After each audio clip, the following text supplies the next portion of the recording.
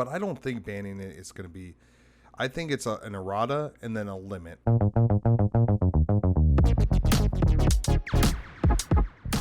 Yo, what up, YouTube? Kyle here for Boss TCG, your home for competitive TCG news and content. I'm Kyle Markham, and I'm joined with Mr. Daniel Schmidt. How you doing today, Daniel? Doing all right. How are you, man? I am deep into fantasy draft because everybody waits till the last minute to do the drafts, which makes sense. But yeah, that means I've had 3 drafts today. I'm currently in my 3rd draft, and my first draft was like 3.5, 4 hours long. So it was it's been a day, and then just getting set up for the pod. It's been a fun time. But yeah, I'm getting through it. I'm not trying to rage quit life with them taking Bijan Robinson out from under me like 2 picks before my 2nd pick. So I'm gonna that's what I'm gonna do.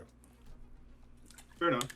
And yeah, I haven't had a white monster in, I want to say I've had 1 in 6 months, and I'm on the big boy today. So dude, you're literally talking to a white monster right now, dude. So. It's just yeah, no,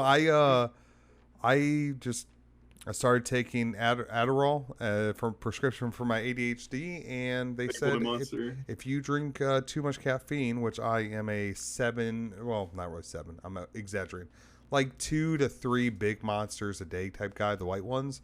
And they said if you ingest too much with my milligrams, that seizures can be can come affect you. Yeah, so I'm not trying to seize out in the middle of driving. Especially, I'd probably get my car back from getting done after like 6 months. So, not trying to be that guy. Yeah, no. So that's been my day today.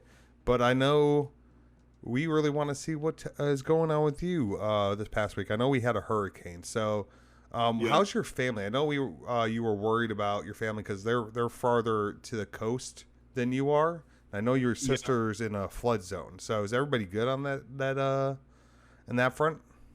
Yeah, everyone's good. My parents had it the worst in their area, but it didn't actually end up affecting their house. So okay, good. Everything ended up fine. Hell yeah, that's the big thing. I mean, if you guys for us in Florida, if you don't live in Florida, like, we don't trip about hurricanes. It's not even really the hurricane itself. It's all like the aftermath. So like the storm surge and stuff like that. People taking chainsaws and then chainsaw snapping, cutting them and cutting their carotid artery and shit. That's what we do here in Florida. Yeah. And then gators. But they're friendly. Gators come out everywhere in the hurricane season. But it actually ended up canceling our league this week. Yeah, so like I was low key pissed off about that. I understand for safety, bro, but I was low key pissed because come to realize the whitelist I went over last week. I think it was last week. Was the last week we went over 2 weeks ago? I'm so jacked up with my schedule of these edits that I don't even know where we're at with this. 2 weeks ago, the 2nd place list, really similar to what I am going to be playing in this coming up weekend. And yeah, so you bought your tickets for this weekend, right? Your flights? Yeah, it was super cheap. yeah. And work still has not okayed it, but it's gonna happen. I don't know what to tell them. If it doesn't, oh well. I got COVID. I already told him. I'm not gonna be here. I'm gonna be in Pittsburgh. I don't know what to tell you. Just if you need somebody to, I mean, I'm just kidding, guys. This is a joke, okay? But if you want somebody to forge a picture of a positive COVID test, just send me a picture of your COVID test. It'll be fine. Everything will be okay. In Minecraft, right? But we're taking the same flights, right? Yeah, we're flying out Friday and coming back in Monday. Yeah. So I wanted to say, for all the vets that are watching this podcast, if you can fly Legion because you're going to save money, which our flight's up there. Like your flight was what, $107? Yeah. And then mine up there was like $80 something on the way up. So the only reason I didn't take a Legion back is because the flights just didn't work out. So if we day two'd, we kind of be fucked, bro. That's kind of what would have happened. But ooh, no, I want to take it myself. But I get a carry on. So I get my regular, personal item. I get a free carry on. I get 2 free check bags and priority boarding. So if you need anything extra, priority boarding. No, but like think about this: Spirit, Allegiant, Frontier, all those you got to pay for a carry on, and you got to pay. You got to pay for a check bag. And are you taking a carry on? I'm going to take a check bag with me, or I'm taking carry on with me. I'm going to take carry on with me. Yeah. No. I meant a check bag. Yeah, no, I'm not doing check. I'm not doing. It's not like I'm going for a month. It's not like we're going out. It's not like we're going to the pro tour where we're going to be in Amsterdam for a week. Like I'm not. No, I'm not taking that much. I might need to take a second bag just because of the amount of shit I'm taking with me. If I do well at this tournament and I'm going to Amsterdam, I'm quitting my job, dude.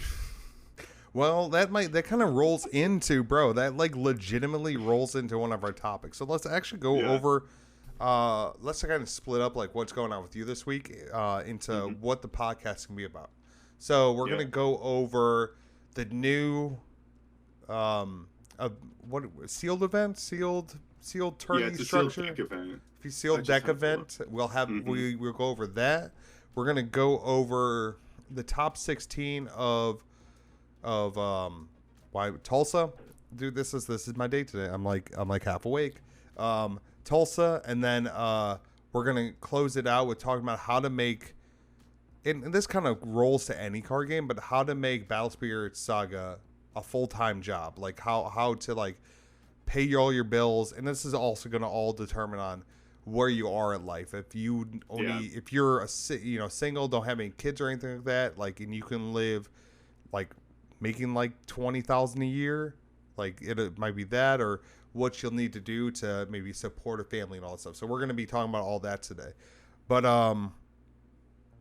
when it comes to this past week, so everything was good on your side with your family, right? Yeah.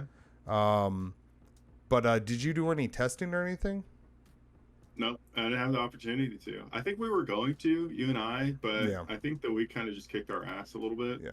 I know it did for me. Coming back late, like into the work week, kind of sucks, but. Yeah, catching up always sucks, dude. Like trying to catch up on like the double, the triple, the amount of emails that you usually would get is usually what's going to whoop your ass. Yeah, and then managers just be wild and sometimes. So. Right. So let's get into this first topic. Which one do you want to hit first? We can start with that new event. That's probably what I'm most excited for with the upcoming announcements for Battle Spirits. And like at least because I think there's what they have on the website is just one new art. I actually think all those are going to have new art. Honestly, I think they're waiting for. I think they want to get the hype of everybody to like because I think it starts September 15th, but I think they wanted to get the rest of the lore set spoiled, and I think they're going to start announcing the different arts for like the different ones because like I know one of them is Dream Bomb. I think that's the one that's the one. At least it's a lot of the starter deck cards from the first set, the first 3 starter sets. But like I think they're all getting hollow at least. That's at minimum they're getting hollows. So the only thing that I'm thinking, I don't know if you noticed this, but these are all starter deck cards, and I think there's one or two that are not. Other than the only Shield. One that isn't is Ice Shield. All the other cards in here are you sure? Double check. Positive. Okay, because I thought there was one other that was not a starter deck card. No, all of these are. Well, yeah, but all of them now getting hollow because they weren't hollow in the starter deck. Well, that's kind of cool for me. Yeah, I think the idea is that you're going to be able to play with one of these cards in your sealed deck, right? So like. Yeah. These are not in the packs that you'd be building your deck with. So this is like the idea is, you're getting, a blazing board to put in your deck, which all of these cards are generic. And I think that's the idea, right? Like, okay, we put 3 of the most generic cards of each color in and just kind of like try to build strategy around it. Like if you pull an Air Avatar in your promo pack, then you're probably going to want to prioritize getting those 2 costs out of your draft. We also don't know what kind of draft it's going to be. it kind of makes it sound like you're just buying 3 packs and then building something off of those 3 packs. Yeah, which is super nice because I know we talked about a couple weeks ago. We talked about how they need to have more events at these grand opens. They got to make it more about as an event instead of just a large tournament. Kind of like how Pokemon does, because they have so many different things. They have pack battles, they have constructed events, they have a bunch of stuff, and that's what I think Battle Spirits is missing at these events, to keep people coming back for day 2, to be engaged with just it, because only day 2 right now is only watching top 8 or top 16, whatever they end up doing. That's all you're watching, and if they somehow don't get their projection screen in time, like they didn't have for Columbus, then what else are you gonna do? You're gonna like sit there and just bullshit with people and play games, just casual games. They need more stuff. So I think the seal event's really good. Probably just gonna trade is what most people do. Is they go to trade. Like if you had, for example, my brother's been. I don't think he had. Oh, he ended up getting extra. I think Wing Gundam, and he's been trying to trade him for the other Gundams that he didn't get. Yeah. So. Like people like that are going to hit up the event, or people who are trying to get rid of their day 1 prizing. Like if you got top 32 and you didn't want, or you already had the promo pack, you'd probably be going there to try to get rid of it. Yeah, probably 100%. That's what I would be doing. 100%. I'm not good enough because I 301 at Columbus. I'm garbage. But I think I got the deck to win. But what I think they were really doing this for is, so what it is, it's 3 packs, and then I think you build a 20 card deck out of the 3 packs, which I think is just, it's not enough. Especially that, because it's 12 cards in a pack. It's 12 cards in a pack. So 12 times 3 is 36, right? So 36, you're Xing 16 of your cards, and even in Pokemon, like, you're getting a 40 card deck. Yeah, you don't have to. That's the lower limit. It has to be at least 20. There is no upper limit. Yeah, so you're Xing like to, because what we all I mean, I'm different, but everybody usually tries to make a 50 card deck. So you're trying to get 20 cards, but when you only have 3 packs, it's kind of difficult to be like, okay, I'm trying to just have a red strategy, or I'm trying to have a yellow strategy. You're going to be playing like a yellow, purple, red, or like a white, purple, green. Like you're going to be playing something crazy, and especially with vanillas, dude. Yeah, but that's so good. Like set 1, I think is probably better than set 2 for that. Yeah. Set 1 has, in my opinion, like the best opportunity for a good draft. Like and this will lead into a different discussion we have, but if one person gets a fucking Netherworld depths, it's over. Yeah. But the thing with this sealed thing, I think they need to make it 4 packs. And I think it says have to do 3. So I wonder if you could buy more than 3 packs for the sealed event, and go like 4 or 5. But I think it should be 4. But I think they're really trying to see if the structure is going to work, because I think maybe year 2 or 3 they want to implement pre-release decks. Almost every card game has a pre-release format to be able to build a deck out of a 5 packs and into a certain size. Magic does it. Pokemon's the big one that does it with that I'm experiencing, and I think they want to test to see if their game can really work in that. Oh, here's a couple packs. Let's make this deck, and then here's a pre-release promo of whatever the main 5 cards in the set are. I think that's really why they're doing this, not to just add another format. I think it's to test for something that's going to be implemented 2 to 3 years down the road. Yeah, I mean, I have to say this is very smart. I think that this is the most exciting new event that they've added since the game has come out. I might go to this instead of the online tournaments those days that they're being hosted, because genuinely, this sounds like so much fun to go to with a group of friends. And I personally think the reason that they're only doing 3 packs is to keep the cost of the tournament down. Yeah. I think MSRP on the packs, I think it's pretty expensive. It's like what? Is it $4.99 or $5.99? Something. It's not $5.99. I think it's $4.99. Yeah. So they're probably going to charge $15 for this, which is a lot. Yeah. And you're probably only getting one of these packs. There's no winning prizes listed on here, which is a little bit concerning because I gotta be honest, nobody's gonna want more packs. Yeah. Like no one. Yeah, no, of course. Especially if it's like later in the quarter, when the set's been out for a while and everybody has almost everything they need. I don't think people are gonna like what this. happened. Yeah, I mean that's what set 1 and set 2 is for this. I mean, if there are still cards in set 1 that I would be happy to get, like I could always use extra ice shields. There's a bunch of hollow cards that I'd be happy to get. Like if I get hollow suppression or burning force or what's the exhaust nexus, like those are still expensive cards. Valkyrie Mist or Baculus, there's so many Netherworld Depths. If you get hollow Netherworld Depths, like you've paid for your entry. I think they're like $15 right now. Oh, they're probably pretty expensive. Yeah. And like that's what's exciting, but like I don't really think you're getting that at a set 2. Like I think the best cards you get are Mastrangula, Hollow, Thorn Prison. I don't think is expensive. No. Back. That's the other one I was thinking. And then you could also get the best. I feel like is the best art is not even okay. It's toss up. I think the topper for set 2 is that's what I'm going to be running. I'm going to be running in, but like I really do like the full art. Like the full art for set 2 for Thorn Prison. Oh, so good. Oh, so good. And the was it Dry Bones? What's the name of the Bones? Yeah. So this like is Mario. Yeah, I know I Mario'd that shit, but I think this is a great test for them, and it's just also a great thing to bring to the Grand Opens and Pro Tours to bring people in. Oh my god, yeah. Especially the Pro Tours, like what emphasizes or what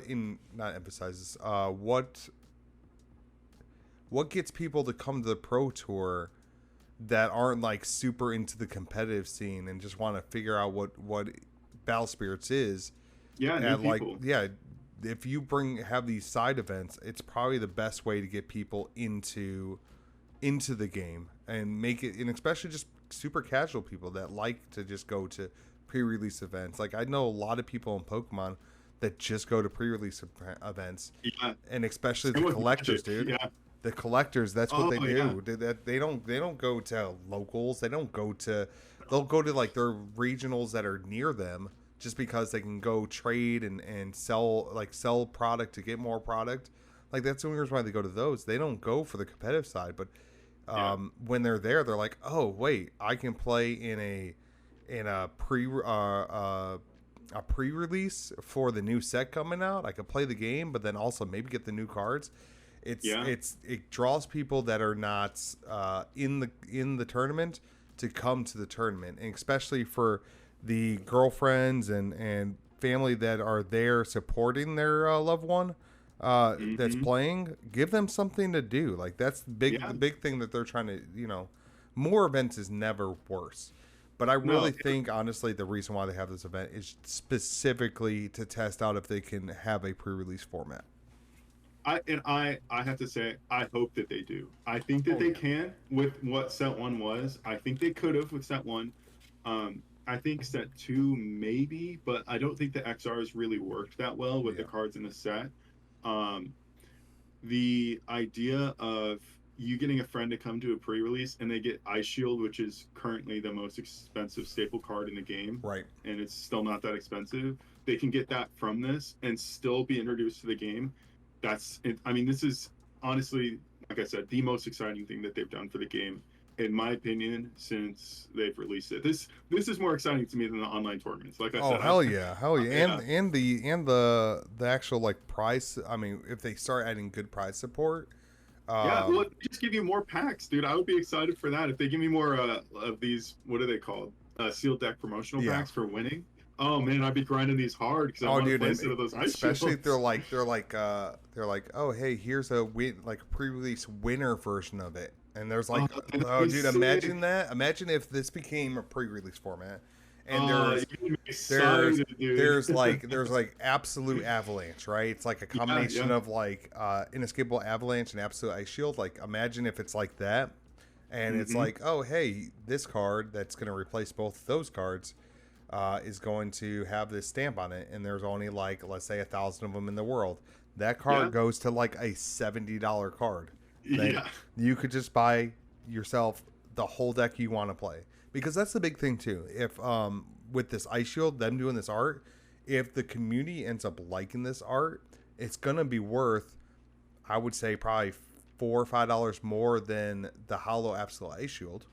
And then the person that pulls it, especially if they win an event and they get more of these packs and they pull a second one, they can sell that, get themselves all their playset of non-hollow Absolute Ice Shields, and then they can go have a little extra money, get some of the beginning staples like the Zero Cost or something like that. The Thorn Prison box toppers that are super cheap. They can get them into the game, and it just makes it fun for them. They're like, oh, I went from spending $15 and getting a couple cards to like, hey, I have half my deck built because I pulled a couple of these cards and it helped me pay for my deck. And now I'm a competitive, and I'm building a competitive deck, which that's what's great thing about Battle Spirits is that we can get into it super cheap.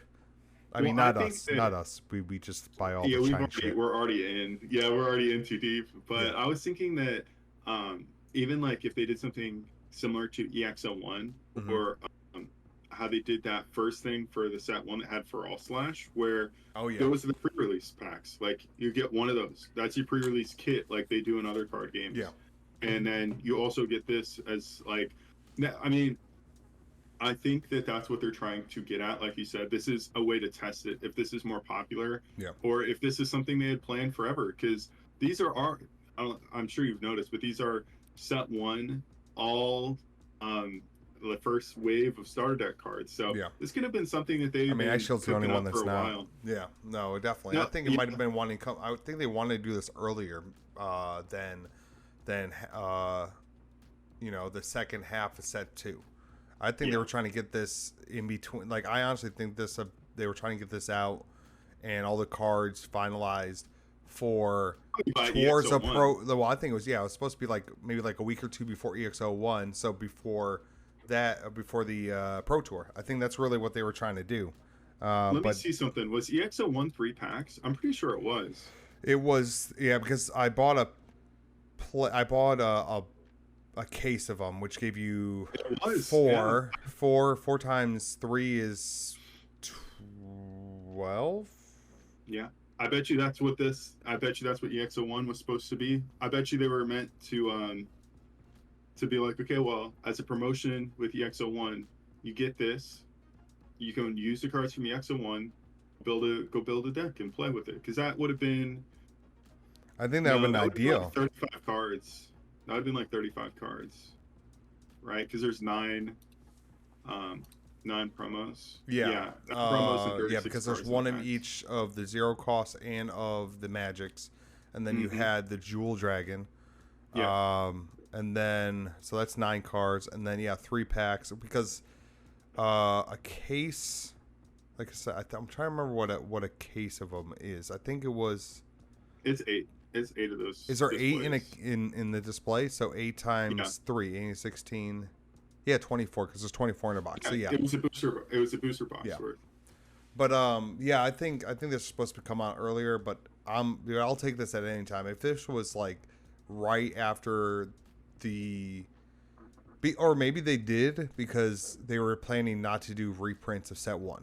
So this is a way for people to get set 1 products, like of the starter decks. To go buy. Like of the main cards from the starter decks, because This is not the main cards from the starter decks. These are definitely Dream Bomb, okay? Dream Bomb. That's Dream Bomb. There's not Scorch Battlefield or Rain Needle in it. No, okay. I was just thinking about Dream Bomb. Don't give me shit, okay? Okay, man. Okay. Okay, they're kicking my ass in this fantasy draft, and then you just want to give me shit? You're gonna make me cry, man.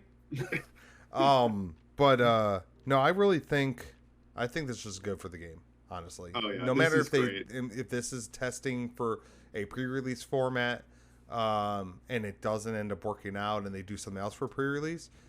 Just having more official events to support the game is never a bad thing. And maybe the majority of the people don't like this format. Maybe they hate it. Maybe even 75% of the community hates it, like they do Depths. Yeah. You still have people that might not be ultra competitive or even like strongly casual. They're like very teensy little bit casual. This is gonna satisfy some person in the TCG space. So I think, of course, it's smart of Bandai, and I just want to keep having them do more and more things like this because the more and more things they add, the better it is. Oh yeah. No, again, this is what I'm most excited for Mm-hmm. in this new set.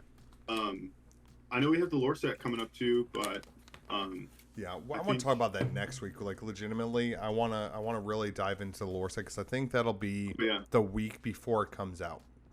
dude, I Because could do a video where I just read out loud the lore book oh like my story god, time. dude, like oh, because that we need that because we don't have a TV show, so you'll be the TV show. Yeah, I'll be I'll the be cool with narrator for that. the TV show. Yeah, and I'll dress up in all the costumes. I'll get a pair of fake Oh, boobies. let me I'll see get a that. Yeah, fake Duke. I want to boobies, see I'm a Duke. and then no, what's his name, the yellow one from this set that looks like a chick but it's a dude. Oh, Clavis. Clavis. I'll just get some fake Yeah. tits like Clavis and call myself Clavis. Oh Yeah, yeah. no, yeah, no, no. I don't want to talk about that anymore. I don't know why I brought that up. I don't want to talk about it. Nope, nope. We're not going to talk about how I thought Clavis was a Oh was a no, was a chick and I thought Clavis was hot. Like, we're not going to say that. Not at all. No, that's not what happened. that's tough. That is That's not tough. what happened. I promise you. But that kind of goes into you know. I mean, when we said 25% of the community likes Steps, let's kind of talk about. We talked a good bit about Tulsa last week, Yeah. but I know you kind of want to go more over the top 16, and I actually kind of want to Hmm. talk about the second place with God, why do they keep blanking on his name? The Pro Tour winner, Caleb Caleb, Albert. and he's a Michigan player, so like that's my brother, my cousin's area, so I should know. But Caleb, um, he did a video with Opus Gaming this week, and I wanted to kind of talk a little bit on that. So, what did you want to talk about specifically with the top 16? So I know that there has been a huge uproar, not just in the unofficial Discord, but with a lot of content creators and people who've been playing the game for a long time, talking about Netherworld depths and what it means for the game. And honestly, a lot of people want it banned, and I am more than happy to talk about it. I think that it's something that we should talk about because of how many people are discussing what it means. You And gotta talk about hot topics, brother, man. You always got to. yeah, I really do think it's worth talking about. I know a lot of people have been speaking on its power level compared to other cards in the game, and how it restricts, basically forcing you to play both Netherworld Depths and the out to Netherworld Depths, which is Burning Force. Yeah. Or Nexus and Hazard there, as well. yeah, Nexus there's Hazard's other out, cards like King Vulture too. A hmm lot of people have been attacking in the side which is for. actually kind of legit. I'm thinking about it. I need to test it with you, by the way. Oh yeah, dude, that card with Beldegor. Dude, no, that card, dude, no, that card with what card do I play? Sky Dragon Lord Platinum. Mm-hmm. It's 3K. It's 3K at level 1. You can reanimate that hoe too. Oh yeah, it's just yeah, dude. I need to test that because that's gonna be sick. But yeah, no, Oh, yeah. He goes in, nasty. and I think me and you are both in the minority when it comes to Netherworld Depths. I don't Yeah. think it needs to be banned. I I mean, you mean, might have a different opinion. it's hard because I I'm torn. Like I know that so many people are like so adamant about it, but genuinely there's a part of me just doesn't want to see a card like get banned that early in the game. You know what I mean? I think that it is very good. I mean, there is no Yu-Gi-Oh denying early it. on Like, didn't even ban cards, dude. Like that's why I don't think we need a ban. yeah, well, like the thing is, the EX01 cards and Axe Spider, like the thing is, it interacts with certain cards that have been introduced since Set One came out that make it broken. Yeah. Like when it came out in Set One, people weren't even playing it, which honestly is pretty stupid. I mean, Right. You know, it's just the best draw card, and Mm-hmm. purple was already meta. And you can look back on like Eggman's website and see that people just weren't playing it. Yeah. Um, They didn't they realize were the playing, power of it. They just thought it was like, oh, it's so expensive. yeah, I don't want to no, play it off color. And then they just realize, oh, if I play it off color or if I play the zero cost when they introduce those, it ends up being the best card in the game. yeah. I mean, I will say, as somebody who did play purple when the game came out, it was hard to establish reduction in the deck without the zero cost, and then on top of that, red was already so prevalent. That was the deck you were playing against all the time. So they had, they also had, not only did they have Burning Force that every red deck was playing four of, they also had Andromeda, which on top of it killing the Netherworld depths, it was just a powerful attacker that Yeah. had Confront that would also reduce other reductions. So like, Yeah. I, obviously that doesn't mean you don't play it, because you probably should have still, but it was just hard to see how good it was, because now the fact that you can play depths turn 2 is insane. And if they can't immediately answer it, you're going to stall the game further for you to either kill them, or I mean, they can kill you on that turn, um, depending what, let's say game state is they went first, they summoned a monster, you go second, you play the zero cost elemental, pay 5 cores to play depths and pass. They can kill you on that turn. Yeah. And it's happened to me. Happened to me in tournament, and I was really upset about it. But yeah, it's So the thing so my opinion on this whole fact is I don't want to see, like we've said, this early in the game. I don't want to see cards get banned. Now I think yeah. we need an errata and then possibly a errata and then maybe a limit. I think we go errata first and then we go limit, because I think the errata fixes it to a point. So the Yeah, errata, I brought it up. I brought it up on the Facebook group, and I did all the, let me change the words and paste it in the new words. I think we honestly need to flip the level 1 to level 2, yeah. and then because the level 2 requires 3 cores, or just make them both level 2, like make Yeah. one, because the level 2 for right now for level Netherworld is if the spirit, if one of your spirits is blocked, pay a core from this, and pay a core from this nexus and destroy that creature. Now, if you make Netherworld require at 3, and the only other thing you put there is if you are to, you tap it, right? So you cannot use it multiple times. You can use multiple Netherworlds. You could say tap and pay 1 off of this nexus. You probably wouldn't even need to do that. If you just made it so that it tapped, and that was like, that would probably fix the card.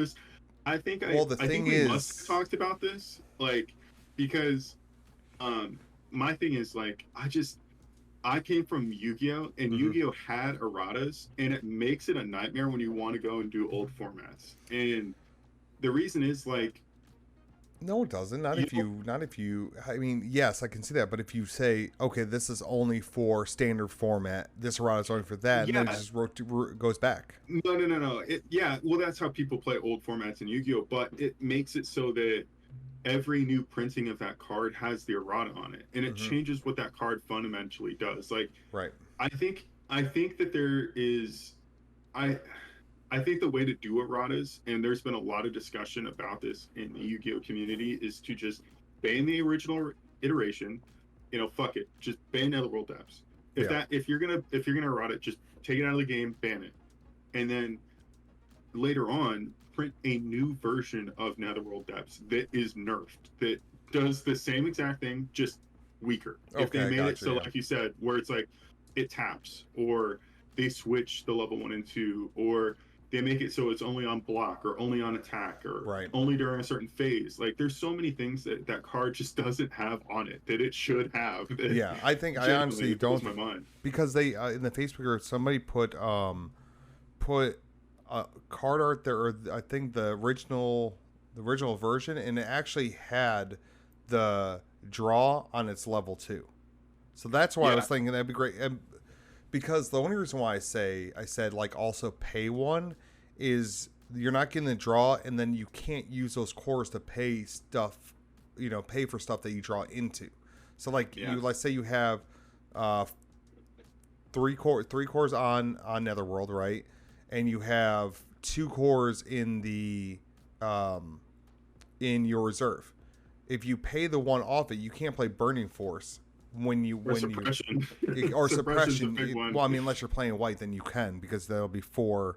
That'll be your 4 cores, but it limits you from the draw to be able to play the cards you draw into, and that just gives benefit to your opponent, which you need with Netherworld Depths. But I don't think banning it is going to be. I think it's an errata and then a limit. I think they go errata for up until the Pro Tour, and then limit after the Pro Tour, like say halfway through the Pro Tour, or the third version or the third quarter, because I think the Bandai is trying. The reason why they haven't done anything about it is they want to make sure everybody's playing the same format to qualify for the Pro Tour. Opens, yeah, but I mean, in every card game, they do bans during the season. So you're saying that just because it's in the middle of a meta, that it's going to change, it's going to really affect the people qualifying for the Pro Tour, because I don't know, I see it in every other card game, banning stuff when you need to ban it or limiting stuff when you need to limit it is beneficial to everybody. And everybody it's not like you're saying, oh well, half the tournament only gets banned this and the other half can play with it. It's not like you're saying that. So you're not really tournament. It gives everybody, you're still giving everybody on the in the tournament equal playing field. It's not like you're changing what's happening within that tournament. You're not banning it halfway through. Like I think that argument is not valid. That if Bandai's worried about, oh, we want everybody to be on the same level to make the Pro Tour. Like, that makes no sense, because because people in a tournament are all on the same level. They have all the same card pool. Just because let's say they banned it for the event for Pittsburgh or Monroeville. Mm-hmm.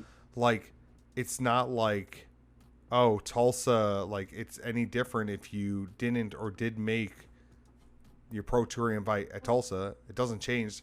Oh, you can't play Netherworld. It's not, like I said, I don't think that argument is valid, but I really do think that Bandai does need to do something about Netherworld. I don't believe in banning cards. I've never been that, unless legitimately the combo, like in Pokemon, it made sense and expanded, because you're talking about card. So the way Pokemon were never designed to like interact with each other. Like, oh hey, let me get VS Seeker. Let me use VS Seeker with Lieutenant Surge's strategy. I think that's what it's called. Where it said play this supporter. So VS Seeker says you can take there was also handwritten cards that delinquent. Yeah, delinquent. There were so many, like this combination of first turn, not being able to let your opponent play the game. It just that's where I can understand banning, but in a standard format where you're gonna have a rotation, I don't believe in banning cards unless it's like the first cards from that's about to be rotated out, and even then, just have people suffer. And I think the people that are walking away from the game because Netherworld Depths, and another hot take, I still feel like there is a ton of deck building, because every one of these podcasts I hear is they say, oh well, this limits deck building. It doesn't limit deck building at all. You can still be creative. In my testing, I have Netherworld in my deck, but I am building decks and playing it without playing Netherworld Depths, and it's still a ton of fun. Or even with it, like trying to think of new strategies to get rid of depths or play around depths. Or I remember when we were, one of the first tournaments with set 2, it's when I played Mike, right? When me and Mike played, and I played him, and then I did a sideboard like I was playing. I played with the sideboard. I think that was the last tournament, like maybe it was the last tournament we played in. at so 2 weeks ago, 3 weeks ago, something like that. Um, I came with the strategy. I'm like, okay, well, he's got 2 depths on the field. Let me like force him to draw cards because it's not an option with Netherworld. Yeah, It's not saying like mandatory. that because if Netherworld required you, I have a lot to say on this. I'm like taking most of this topic, but Netherworld doesn't say you may. That would be even worse. Then I would be like 100. I'd be out with everybody. Yeah. Okay, yeah, but like if it said, oh, you may draw a card, that would make this card this then it would, I think, 100% need to be banned. Even though I didn't like it. No, I think that like the thing about the limiting deck building that people talk about is, I mean, genuinely, if you think about it, right, there is already a card that you must play in every Battle Spirits deck, which is Ice Shield, right? Yep. There is an argument to say you don't play it in white aggro, which is true, but that is one deck out of many that doesn't need to play it. Okay, so that's 4 cards. Yeah. If you then say, okay, well, you either have to play, if you're going to choose to play Netherworld Depths, that's another 4 cards, right? Most decks are just choosing to do that. Every deck that I've seen besides red is just choosing to play Netherworld Depths. Yeah. That's every green deck, every yellow deck now, every white deck, every purple deck, and every combination of those has been playing Netherworld Depths. Right. Now, okay, so let's just say you're not playing red. That's 8 cards. Well, now you also have to play Burning Force. And that's, some people play 3, some people play 4, but you're going to have to play some number of Burning Force to kill a Netherworld Depth. Right. So let's even just say, for argument's sake, that's just 10 cards out of your list. So now, I mean, 10 of your 50 cards have already been decided when you go into deck building. And those are all non-spirit cards. So for somebody who's been trying to build a lot of different decks and tried different combinations, is what ends up happening is your in-color cards that you want to play just become so limited. And I think that's why people have been playing Thorn Prison so much, because it has versatility. Same reason people play like what's that card? Core Theft in Dream Bomb. These cards are very powerful because they basically do something for offense or defense, and those are like that's all you have room for. You don't have room for cards like Poison Shot, which is a really cool purple card that I think would see experimentation if you had more. Which one's Purple Shot? What does it do? Or Poison Shot. It's let me read it for Poison Shot. Because I know Needle was a Needle Shot is the green one, and people don't even play that because they don't have room for it. Yeah. So let me see this real quick. So it's a 5-cost 3 reduction purple card. Its burst effect is when opponent destroys your spirit, draw a card. And then its main/flash effect is select 1 spirit, remove a core from it, and place it into the owner's reserve. So you read that card, you're like, damn, that's insane. Yeah. You don't have room to play it. Like, you genuinely just don't. And I don't agree with that either, because I think everybody it's not like Pokemon where you're required to have 60 and you cannot have more than 60. You can go past the 50 limit. If you really want to play a card with these other cards that are required, you can add it in there. I know it changes the math, but adding one or two extra cards in your deck and then dropping one of these other cards so you have 3 of that copy doesn't change anything. It doesn't really change the math. Oh, 2%. Wow. Okay, that's kind of like, oh, hey, I have 2% chance of getting hit with lightning.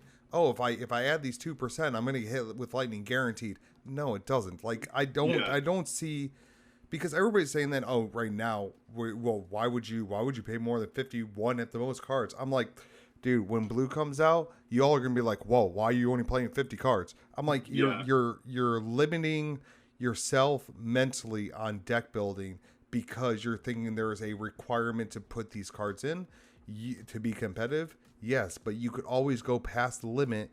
And guess what? If you play depths, what does that do? It's not like adding cards to your deck. And guess what? Yeah. What does Burning Force do? What's the 2 things that Burning Force does? It says destroys a Nexus on the main step. But what does it do in the flash? It kills 2 spirits with 3k or lower PK. Yeah, so you're against tokens. You're using it for that. Oh, and hey, everybody's playing 0 costs in 90% of the decks. So guess what? It kills the 0 cost. Oh, guess what else does it kill?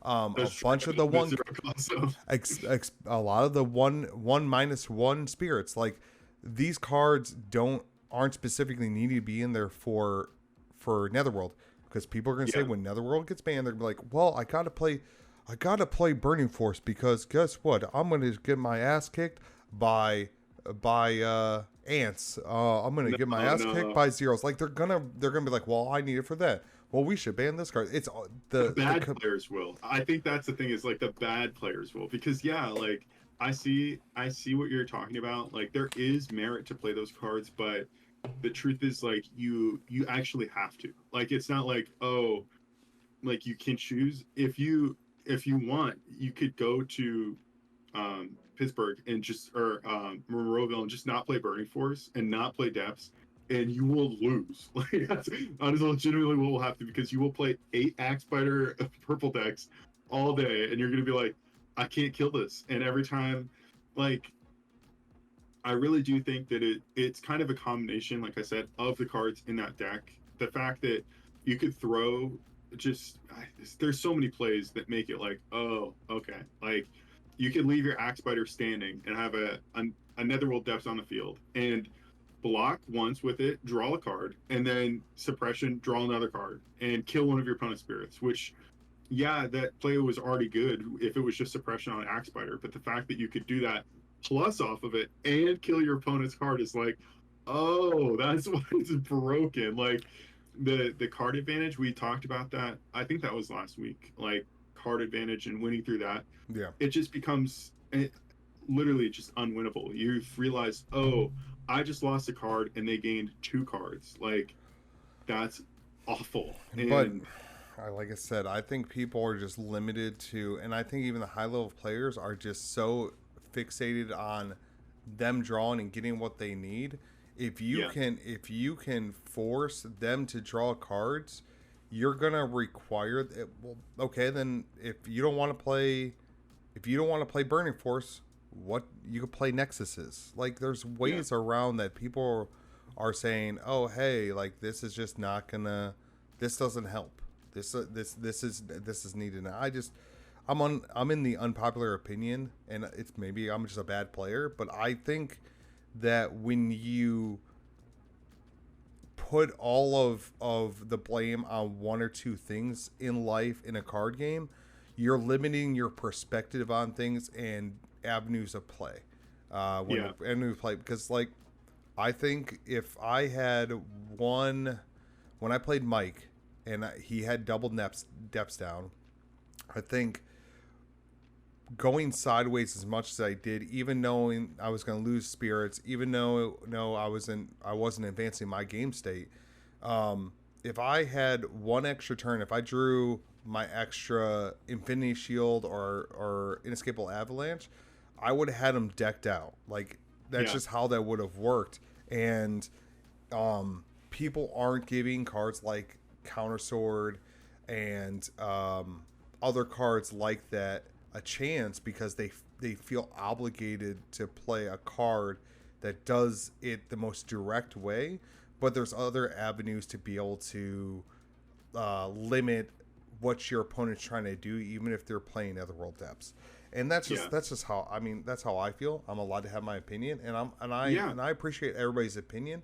I just feel like if you limit your perspective on things and you don't think of how can I use this advantage that they have and make it a disadvantage for my opponent, that's you're not looking at. You're just looking at like how do I kill the threat when how do I punish the user of the threat for using the threat? Because I think they can only play a certain amount of cards in their deck, and if you play your cards right and you play avenues of play that you are forced to play because Depths is on the field, like test with no Burning Forces in your deck and just try different avenues. That's what I would do. That's what I've been doing, because even though I'm playing Depths, it's not always a benefit to do so. Yeah, and I'm not going to play Depths in every situation. I may play one throughout the game just to get an extra 1 or 2 cards, but I've put different cards in my deck to be able to take advantage of other people's depths, to be able to go sideways and force them to draw cards. Because if they're drawing at double the rate that you're drawing, and you get halfway through your deck, that means almost their whole deck is fucking gone. So I think people can stop bitching and moaning. And also, I got one more thing to say after we're done at the end of this topic about people within the community that are just, it's specifically negative. On the depths, depth specific comments, because I felt that, like, okay, I'll just go into it, and then I'm gonna let you have closing thoughts on this. Let me go. No, I will say, I'll say it first. I think that they could do either one, and I would be happy. Yeah. I just think they have to decide something. Like, they have to decide they're gonna come out and say, no, we're keeping this card in the format. Print cards that make it so this card's not relevant. Yep. Just you wait. Or they should just ban it and shut the people up who are upset about it. I think they're going to ban it, though. I honestly do. I do think they will too. Yeah, because they're printing in the lore set that blue guy that brings back a Nexus after it's been destroyed. They can't make it limited. I think when they did that, unless they had the plan from the get go, I think they had a plan when they test, because it takes like a year to approve cards, so they already had it in there. So that card has been that's been in the shoot forever. But I think they're gonna ban it. I don't want to see it going. I would love to see like a limit to one. I'm a purple player, bro. I agree, because like you could limit to 2, right? And then you have people that are gonna rush to get both of their depths down, and they're gonna burn through cards as fast as possible, especially if we get more draw. And then you can just punish them when they're at like 27 cards in their deck. Like, oh, hey, you have to draw 2. Go fuck yourself. I'm just gonna start turning shit sideways just so you draw. Like, I'm gonna play reboot code and shit just to bring 2 guys that or 3 guys active, and then that. But the thing I wanted to say about people on depths, and it's not specifically their comments on depths, it's the comments on the comments. People. Okay, I'm gonna preface this. I'm a fucking Marine, so like you can't say anything that really hurts my feelings. But I'm looking at what are you talking shit? PTSD now. But I can see the way that if you're gonna talk to me like that, you're gonna talk to somebody else like that. And okay, so I had a comment. I put my thing down. Put him on blast. I don't remember the dude's name because I think the whole post got deleted because I reported him to the admins because I just felt like his comments were because I don't care, dude. I get told my ideas are fucking shit all the time. I don't go fucking cry about it. I don't care. I'm just putting my opinion out there. But he's like. It was like something along the lines of, and I'm not going to put words in his mouth, and like I said, I can't even tell you who it is. But they're like, that's an idea, but a shit idea, and it would make it unplayable. Well, first off, isn't that's better than if somebody could still play the card, even if it's unplayable. If it's unplayable, then hey, but it still gives a card somebody can play. But if you say that to somebody that is new to a community, and these are the type of people that get people to not be a part of a community. If you got to think about like when you're coming into community, wonder if they said, "Oh, hey, dude, I think Absolute Ice Shield isn't a good card," and everybody's like, "You're a fucking retard, and you shouldn't. You don't know what the fuck you're talking about." Like if somebody says that. Oh no. What? Can you hear me? Yeah, I can hear you. Are you gonna crash? No, your stream just crashed. Did my stream just crash? I'm recording fine. I'm recording fine. You came back. Okay, guys, technical difficulties here. But, like, legitimately, the only reason why I did it doesn't hurt my feelings. I just know because I want this community to be strong, and I feel it to be a strong community like Pokemon. I don't need people in the community that are going to be negative when people bring up ideas. Because, hey, maybe the person comes up and there's a paragraph of shit ideas, but there's this one line that like if it gets implemented with one other idea from somebody else, it becomes the best idea ever. Like for the game, makes it healthy, bring more people in. Like, let's say, oh hey, let's have a let's have a let's have an online client specifically for children, and like make it super simple but understanding math and stuff like that. It might be a shit idea for 95% of the community, but hey, if it brings 5% more people into the community, like, come on in. We want this game to survive, and we don't need negative people coming with their comments. Like, you could say the same exact thing, like, hey, that's an idea, but I don't think it's a great idea. Like, that's my opinion. Like, that's totally different than saying, well, that's a shit idea. Like, or like trying to engage in conversation, like, oh, that's not like, that is an idea for sure, but would you consider this? Like, actually create conversation. That is what a community is based around, instead of just being like, you know what, fuck you. We're not trying to be Yu-Gi-Oh, bro. We're not trying to be like how the, even though the Yu-Gi-Oh community really isn't 100% like that, they just get the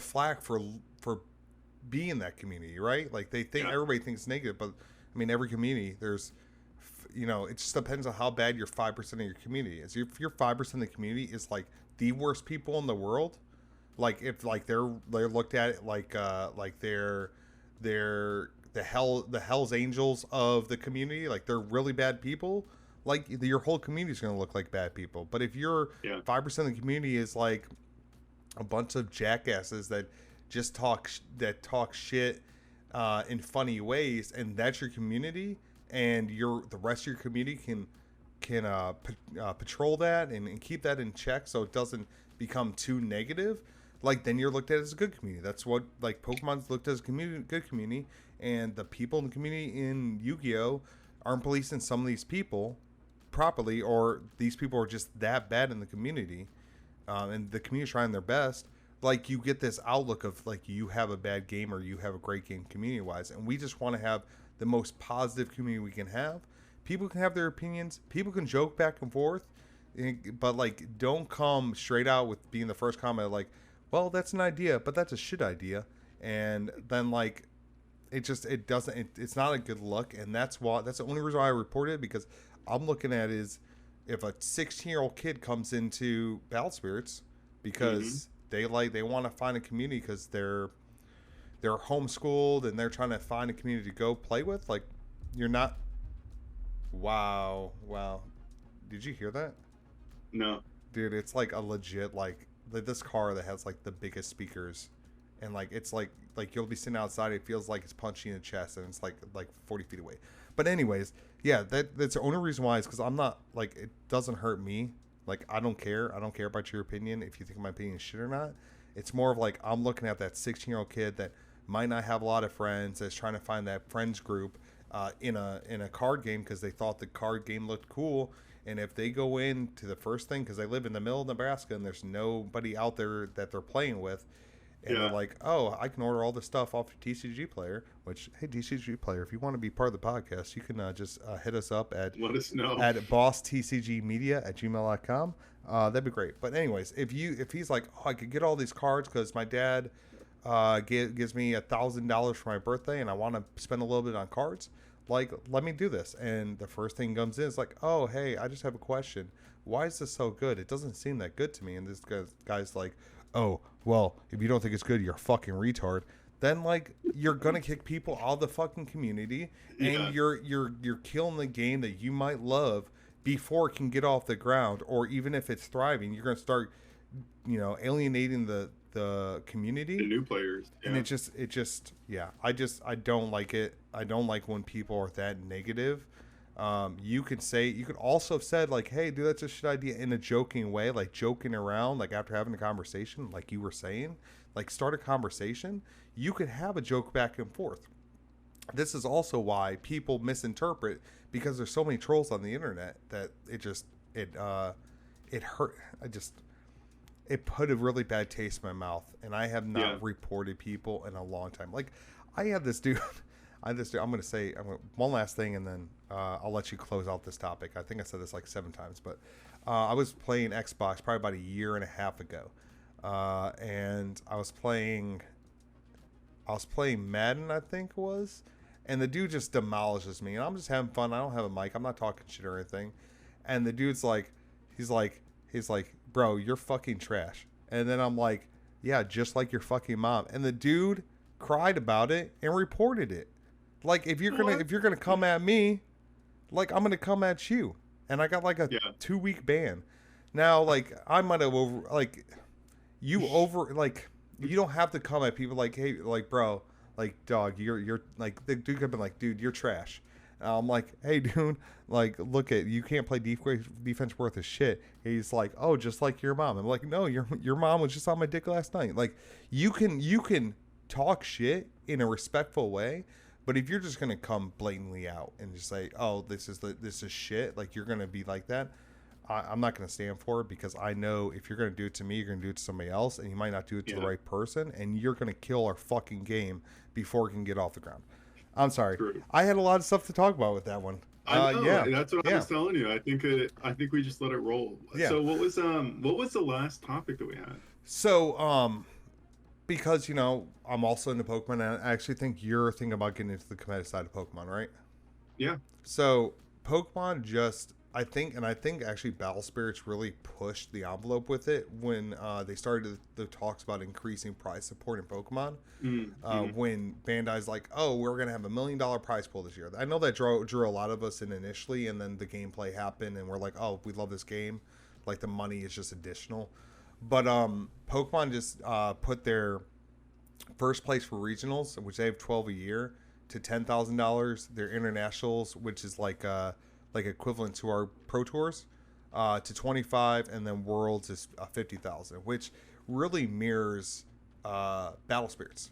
And I wanted to bring up, if somebody loves this game and finds that they're actually pretty good at this, like can compete at a somewhat, can always compete for like guaranteed top 32 and is competing for like top 16 slot, how they can make this game, make a living on this game, and really what the building blocks and kind of what I'm trying to do. So it's kind of what I'm learning throughout the whole process, how they can make their passion into a career. So that's kind of what I wanted to talk about. And I have some thought processes on this one. But Daniel, you were saying earlier that if it was something with like, you're going to quit and just do this or whatever what were you saying before about, you were joking about it. If they don't allow you to go. If they don't allow you to go. I said if I do really well at this Pro Tour and then end up getting invited to the Netherlands and they don't let me go, I'm just gonna quit. Which I'm sure they would let me, but yeah. Especially you've been there for a while too. You've worked for Publix since you were like 16? Yeah, almost 7 years. Yeah, you're like 24, right? No, 23. You're 24, right? 23. When do you turn 24? June. I just turned 23. Okay, well, you're 23. Okay, you said, but you started when you were 16. That kind of makes sense, right?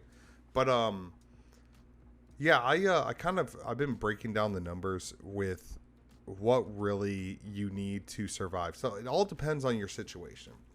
Like, a married man with 3-4 children at home needs to make a certain amount of money, if they're the majority breadwinner in the house, to be able to support his family. So that's going to be different than 18-year-old that either lives with a bunch of friends or lives with family. They're gonna need a different amount of money, but in both situations there's an avenue to be able to do this full time and do something that you're passionate about, especially with a growing game like this. With Bandai supporting it financially like they are, we're not 100% sure if like season 2 is going to be as supported as is, but I don't know why they would put money into something competitively if they're not going to fully support it the next season the same way. But yeah, so we're in like two different situations. So like you don't have kids. I don't have biological kids, but I do have a stepson.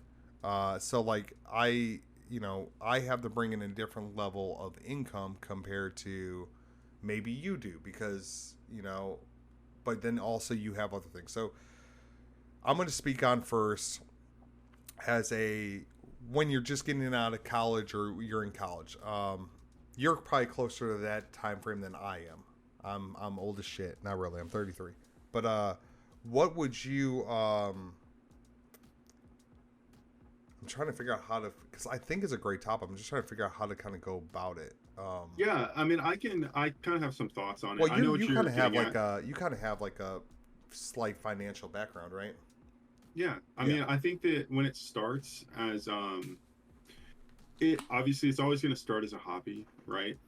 There's no way you could get into any card game, and even Battle Spirits, which is probably the cheapest or the cheapest card game with the highest amount of return. Yeah. You can't just go right into it. There are people who have been playing card games for a long time who can do that because they already understand cards enough to do it. But if let's say you're me 5 years ago, you're on your own for the first time, you're working, going to school, you probably don't have a whole lot of free time anyways. So it's not going to be for you. I mean, I'll just be blatant about it, or I'll be blunt. You're going to have to decide, okay, if you're going to do this full time, you're going to have to start somewhere. And um, I think if you wanted to be completely in this kind of environment, you're gonna have to get into content creation, and you're gonna have to get into grinding. Yeah. 100%. 100%. And you're gonna have some kind of base, of like, okay, either financial base where you can not work for a certain amount of time, or a base in card games where you don't have to spend a whole lot of time understanding and learning the game, or you're gonna have like, I think like, what's the word I'm looking for? Like a time investment that you're able to put into Yeah. it. And I You think gotta that invest. Yeah. Exactly. Investment's probably the best word. yeah, like, okay, even these trips that we've been going on, like, I have to take time off just for the flights. Like, I can't just go on the weekends. Like, granted, we actually don't live in a good area. That's probably another thing. If you live in the Midwest, it's probably a lot more feasible for you because you can have a shitbox car and just drive. Um, Especially if you become part of a community and you can split that cost with your friends, or if you have family who are interested too.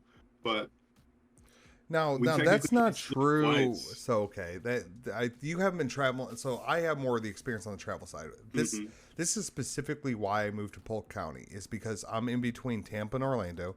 I have technically 1, 2, 3, 4, 5 airports within a drivable distance, like within 2 hours, that I can drive to and fly out. Now, when I first started traveling for Pokemon, I really started traveling when I moved to Florida, because I was already traveling back and forth from LA. I had points saved up, so it was easy for me to fly out.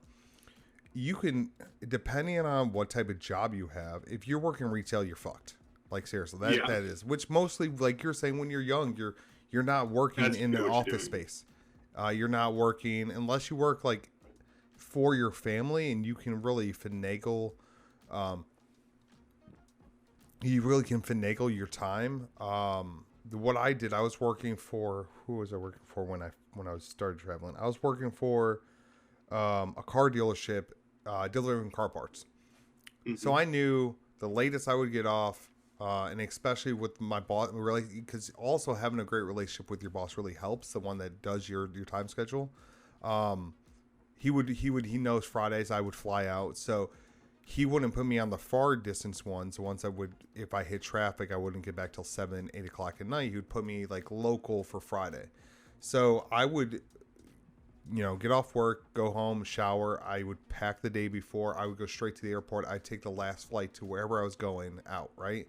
Now, those usually cost a little bit more, because you can't be as picky. But I think if you live close to a major airport, Spirit flies everywhere, and they have flights almost at every time of the day. You can like I'm gonna show you more about like the actual like ins and outs of traveling, because I know this is all new to you, right, Danny? You haven't traveled that much. Yeah. No, I definitely haven't. So yeah, a lot of my flights, like when we would do Dallas, and we would fly to Charlotte, and what was my other flight? When we'd fly to Milwaukee every year for Pokemon regionals, either Milwaukee or Madison, I would take a 9 o'clock flight out on Friday. Now it kind of sucks because your preparation the day of is sacrificed, but then you just adjust from there. But it's being budgeting yourself out is the big thing when you go into pro, when you don't have a sponsor, you're going off of tournament winnings to really pay for your tournaments, and you got to really look at it like, okay, if I'm doing this full time with no job and I'm not going to do content creating, you have to really look at the game of like, you need to schedule out, okay, these are the weekends for tournaments, like for travel, but also you got to start searching out for 1Ks, because that's another way to pay for it. If you can go top 4 a 1K of like 16 people, let's say 6, or no, I think they each want 24, and you can be like, okay, I'm gonna hit a Saturday and Sunday 1K, and you can come away with $250-$300 being top 4, whatever the breakdown is. Like, that's another way to pay for stuff. And then when you establish yourself with the ability to top cut and be on stream, that's when you get sponsors, because that's another way you get your money, because they're either going to they're going to supply you with product, right? Like, I don't know, like our local shop. I know that they've done sponsorships in the past with other teams, and we're not a team. We're looking at, more of advertising. We're looking at a different money bracket than most people. But what they did is like, okay, any major tournament, we will pay for your housing. Like, there's ways you can do that too. Is find your local shop, become good friends, because it's all about networking. When it comes to any sort of game where it's not a 40-hour-a-week job, you need, or like 40, like a regular 40 W2 type of job. You need to be able to network, and you have to, even if you don't like people, you have to pretend to like people. If you don't, don't be fake, but don't be the guy that's like, oh yeah, I'm asking for your money, but I'm not going to do anything in return, because they're looking for a return on their investment. And that might be, like I said, there's some places require content creating to be a shout out on the channel, links and stuff like that. But you have to come out with a plan. And you can't come halfway through a season and make this a full-time job. Now, some games like One Piece is not a game that you can really do full-time, because they don't have cash prizing in their game. But Battle Spirits does. And they do have very expensive promos, though. Yeah, but then that's also like, you need to understand, like you were saying, you need to understand the game. You're not going to understand the game when you're first coming into it. You need to know how to market that card, and how to know when you're getting a good deal compared to not, and you need to be able to. Well, you become a vendor at that point. You're not really a player as much as a vendor. Right. If that's what your goal is to just sell cards. Yeah, and that's another way to do this full time is, hey, from the prize support you get, taking those cards and selling them. But but now that you are engaged. How long have you been engaged for, brother man? A few months now. A few months now? It was March. March. So now you have to kind of think of another person, instead of just being, I'm thinking about myself. I can live with my parents. I can do all this, I can do all this and, get by with only making $2,000, or $16,000 a year. Like, you get away with all this. You can eat ramen. You can go super cheap. But now that you have another person, this is when content creation, and I wouldn't say persona. I would say when you're in content creation, you're not acting, you're just amplifying your own persona. Like, for me, your own personality. I actually dull mine down. Would you agree with that, Daniel? I dull mine down. I'm not super energetic. Like, I really think when I'm at these tournaments and I'm like bouncing around, people think I'm on fucking crack, bro. They're like, dude, this dude has to be high. I mean, maybe that's my subconscious being very I don't even know the word right now, but I think I'm just being very self-conscious about what other people think. It's from my ADHD. I always think other people are like, oh, he's a weirdo. I like really. I'm gonna tell you right now. I feel like licking the microphone. I'm not gonna lie. Don't do it. See, I'm a weirdo. This is me all the time, guys. This is all me all the time. I don't know. This just happens. But anyways, content creation is a great way to kind of supplement that and bring a substantial amount of money when you have to really support more than just yourself. Yeah. That's kind of what we're doing here. And this is, I mean, we're not doing this to be competitive trading. I mean, you are. I pay you with all the pennies in the world, right? Yeah. I'm gonna give you a play set of these, okay? But that's another. That's another. You a play set of those myself. I mean, it's not like you have like a million of these at the house. I know. I'm basically just, well, you've given them all to me, so I'm basically just giving your playset back to you. But it's really trying to build a brand, and building a brand instead of just being a part of a team or just being like sponsoring, doing stuff for a card shop or something like that. Building a brand is really going to start paying dividends for you to be able to do this full time. Yeah.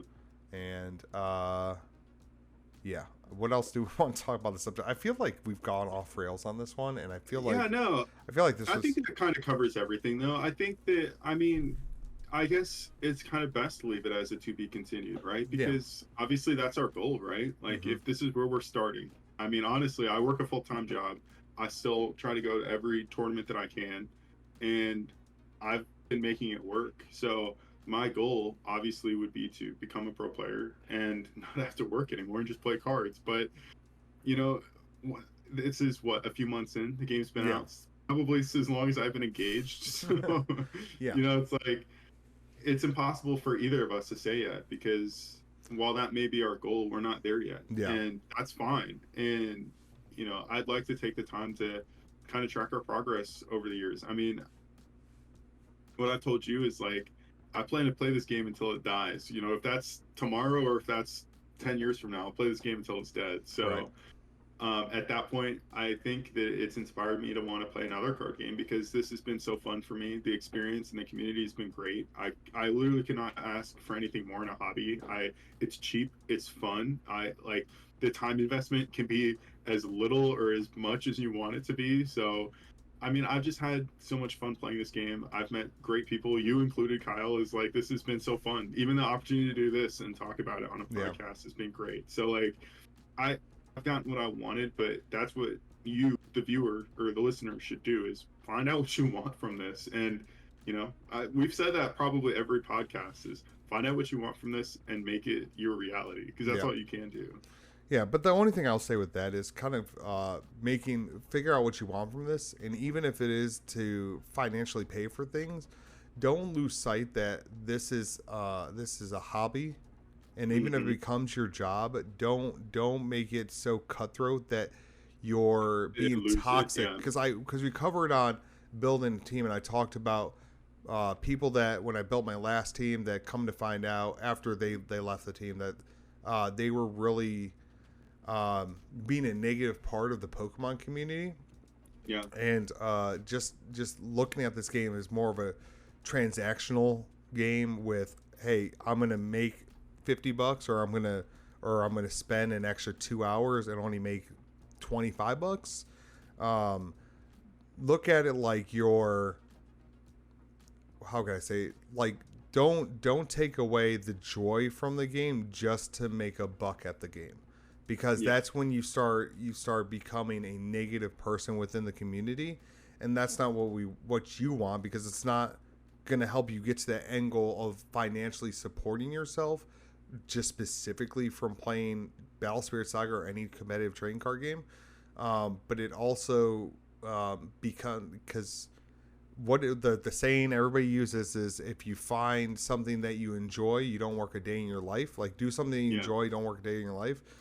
If you make it all about this being a financial transaction, you're going to lose the joy of it. And even people that just do it where they're selling cards and stuff like that. I was watching, I want to say it was like a Vice video. The guy even said, like, I see $100,000 cards. I see all these different type of cards, and my perspective of the game has changed. Where, like, the competitive or collecting like the high rarity stuff is enjoyable, but being able to see that look on the person's face when they're able to get their dream card or be able to open up a pack that they haven't opened in 25 years. Just his joy is to do that, and he keeps it a positive experience. If you just make it like this about money, you're not going to be happy, and you're gonna suffer financially for it because you're not putting out a positive aspect or a positive look on the game. So just remember to if you do make this your full-time thing, and what, like I said, we'll keep coming back to this. I'd actually like to talk about this once a year because we can check in every year. Or if we learn something about like new, like, oh, hey, like we found this new avenue, like to do this. It's just make sure that first and foremost, remember why you got into this game on the enjoyment level, because that's what's going to pay dividends. And that's actually what's going to grow your business or allow you to excel on the competitive side is if you still enjoy it. Because, dude, even the highest level football player, once they lose the love of the game, that's when they retire. And that's when they lose the ability to be at the top of their game because they don't love the competitive side of it or why they love the game. They just they fall in love with it, and that's going to be the best way for you to succeed as a pro player or making Battle Spirits a full-time gig, is because you enjoy it and you have a love for it and you're going to put 100% to it. Because if you can obsess about it, like my girlfriend tells me, like, four times a week, I'm sitting out on the kitchen table at 2:00 in the morning, and I'm clicking down cards, and I'm deck building, and I'm obsessed. And she comes out and yells at me. She's like, "You're not in bed yet. I need to cuddle and go to bed." I was like, "But cards, because I enjoy this. I love this game. Like that's why I do it." And it's if you don't have that, you're not going to be successful financially, and you're just going to hate your life inside what you do for business for a living. So, yeah. I know. I think this episode has been mostly me talking. I'm not gonna lie. Well, I think that's a great place to end it. I know I did a lot of talking in the beginning too about depths and whatnot, but I like what we've talked about today. I think that's a good place to stop it. Hey, high five. Hey, high five. I did the wrong. But yeah, no. On that note, do you have anything else, Mr. Daniel? No, as always, let us know if there's anything you want us to do differently, anything we can improve on, and let us know what you think about depths. I'm sure people have a lot to say about it, but let us know in the comments. Let us know how much you love that card. There's a guy that I watch on YouTube for his name is why am I blanking on it? But the channel is PTCG Radio. Wassy. The way he ends it, go nuts, but be nice. When he's talking about the comments, So guys, he's saying go nuts, but be nice. Don't be toxic. That's what he's saying. Yeah. Okay, I'll break it down for you. Don't be a douchebag. Okay. Yes. He's a hacker for a living. He's in cybersecurity. Maybe. Yeah, no, you're like a bloodhound. You can just sniff out bullshit. I can just smell it. Smell it like a shark with blood in the water. I'll find your ass. Find you. Find you. And guess what? You won't talk shit when he sees you. Because the ones that really talk shit on the internet are just a bunch of pussies. Okay. Yeah. I don't think. I mean, sorry. Any future. Please don't cancel us. Any future pussies don't. Well, yeah, exactly. Or advertisers. We're just a bunch of guys enjoying the game of Battle Spirits Saga. But yeah, Daniel, I really enjoyed this episode. But for me, I really do want to bring more people on board. With all different card games. Like I said, it would be cool once a month to bring a subscriber on the show. And kind of bring them in part of the conversation, and get their perspective, and Watch will probably bring the biggest troll on here, and it'll just be a good episode. We can talk shit. Like I'm cool. We're not a rated G show. We're like a solid PG-13, like maybe like low R. I don't know, whatever you want to call it. But really, if you guys want to be a part of the show, or if you want to be a part of Boss TCG as we grow, email us at bosstcgmedia@gmail.com, and we'll get you on a Discord, and we'll talk whatever. Because if you do want to do Battle Spirits, we want to bring more Battle Spirits shows to her. So you come on and help us grow as a media outlet, because that's what we're trying to be. We're not trying to stay on YouTube 100% forever. We're trying to make our own media. Like, we're like ESPN for card games, guys. That's what we're trying to do. But I really enjoyed this week's episode, even though I got heated because of trolls. Because of trolls. Yeah, because they're douchebags. But next week we'll talk more about. We're gonna be talking about our trip to the Pro Tour. Yeah, well, I mean, that we're prepping for a Pro Tour, because we're gonna top 32, of course. It's gonna happen. Oh, it's gonna happen. I'm not gonna put that out on the. Well, you might already have your Pro Tour invite, so I don't want to hear it. If the pass down thing is correct, we're hoping. We're trying to get everybody do this right now, hoping Daniel can go to the Pro Tour, and then win. No, second place. Daniel, I have to say, I want you to have second place. Oh yeah. This weekend coming up. Oh, okay. Because you're getting first, right? Because I'm getting first. That's what's happening. I'll be okay with that. Yeah, because I have a game plan against everything. Dude, I don't even want the Soul Core. You know, I don't even play with the Soul Core. Oh, yeah. Well, maybe, you know what? If I ever get the Soul Core, whatever that next 1,000 mark of our subscribers, so hey, everybody start subscribing so I can get the Soul Core. I'm going to give it away to a lucky subscriber. Dude, that'd be sick. Yeah. I will say I'm keeping mine. I'll keep at least the first one. Okay, you're allowed to do that. But hey, if Daniel leaves the show, I'm going to tell you this is premeditated murder. I stabbed him to take a Soul Core to get to one of you guys. Okay, I'm going to kill for you guys. Okay. But I just to close out the show, thank you guys for watching.